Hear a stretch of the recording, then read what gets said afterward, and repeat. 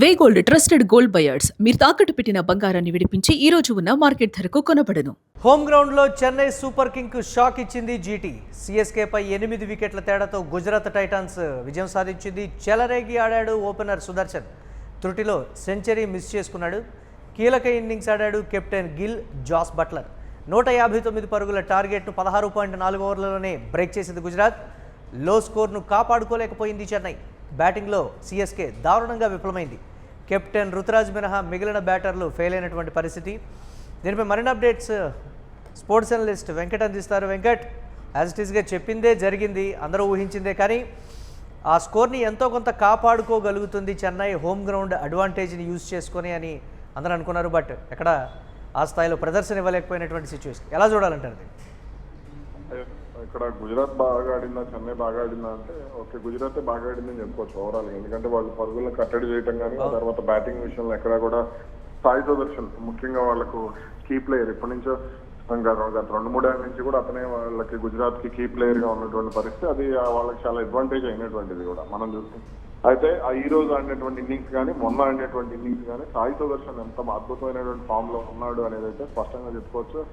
అయితే మీ ఫామ్ ని అతను అంతర్జాతీయ క్రికెట్ లో కొనసాగించడంలో కొంత ఫెయిల్ అవుతున్నాడు. అయితే ఓకే, ఏదైనా ఉన్నప్పటికీ కూడా ఈ రోజు మ్యాచ్ కి సంబంధించి మాత్రం చూసుకుంటే ఖచ్చితంగా గుజరాత్ అయితే బాగా ఆడింది. అంటే బౌలర్లు అటు కెప్టెన్సీ పరంగా గిల్ కూడా కొంత పర్వాలేదు అనిపించింది. అంటే బౌలర్ల మార్పు విషయంలో కానీ వీటన్నిటి విషయంలో కానీ చాలా జాగ్రత్తగానే ప్లానింగ్ ప్రకారమే వెళ్ళాడు అనేది అయితే స్పష్టంగా అర్థమైంది. ఇక్కడ ఓకే, తర్వాత మనం ఇందాక శుభ్మన్ గిల్ స్కోర్ గురించి కూడా 30 పరుగుల నుంచి 40 పరుగుల మధ్యలో అనుకున్నాం. మన ప్రెడిక్షన్ కరెక్ట్ అయింది ఆ విషయంలో.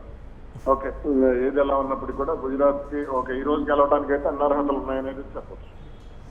ఎస్, అంటే దీనికి సంబంధించి సాయి సుదర్శన్ బ్యాటింగ్, అలాగే చెన్నై యాజ్ యూజువల్గా బౌలింగ్లో ఫెయిల్ అయినటువంటి విధానం ఎలా చూడాలంటారు? వాళ్ళది మైనస్ ఏంటి అని అంటే ఇప్పటి నుంచి కదా, నేను గతంలో కూడా చాలా అబ్జర్వ్ చేశాను, ఒకళ్ళిద్దరి మీద ఆధారపడతాం అనేది పిచ్చుతాను చాలా వరకు కూడా చెన్నైకి సంబంధించి. ఈ రోజు అఖిల్ హుస్సేన్ వాళ్ళు ఎందుకు బౌలింగ్ ఓపెన్ చేయించారో నాకు అర్థం కాదు. అతనికంటే కూడా అన్షుల్ కాంబోజ్ ఫస్ట్ ఓవర్ వేసి, జేమీ ఓవర్టన్ సెకండ్ ఓవర్ వేసి వీళ్ళిద్దరు కంటిన్యూ చేస్తుంటే సెకండ్ ఓవర్ ఇప్పుడు మీరు అక్కడ అబ్జర్వ్ చేస్తే పిచ్ ఫేస్ కు అనుకూలంగా ఉంది. ఫస్ట్ ఇన్నింగ్స్ లో కానీ సెకండ్ ఇన్నింగ్స్ లో కానీ చూస్తే వీళ్ళు స్పిన్నర్ తో ఎందుకు స్టార్ట్ చేశారో అర్థం కాల.